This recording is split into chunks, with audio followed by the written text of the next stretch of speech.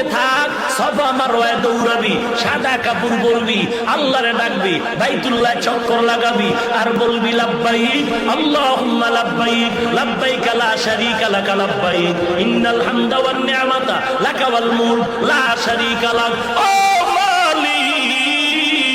তোমার গোলাম তোমার দরজায় হাজির, দেখো সাদা কাপড় পরে ফেলছি, কবরের সূরা দইরা ফেলাইছি, দুনিয়ার কোনো চিন্তা নাই, দুনিয়ার কোনো পোশাক আমার গায়ে নাই, দুনিয়ার একটা কালো সুতা আমার মাজায় নাই। ও মাওলা, আমি তোমার পাগল হইয়া সাদা কাপড় পরে এখন ঘুরতেছি।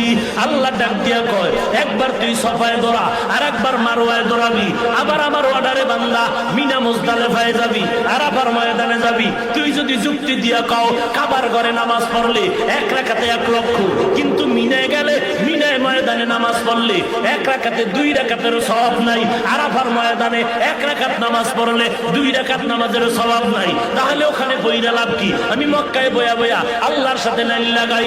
আল্লাহ বলে চালাকি করলে হবে না। ওরে বান্দা, তোর যুক্তি দিয়ে ইবাদত হবে না, ঈদ হবে না, আমি মাওলার গোলামের আদেশ মানার দ্বারাই হবে ইবাদত।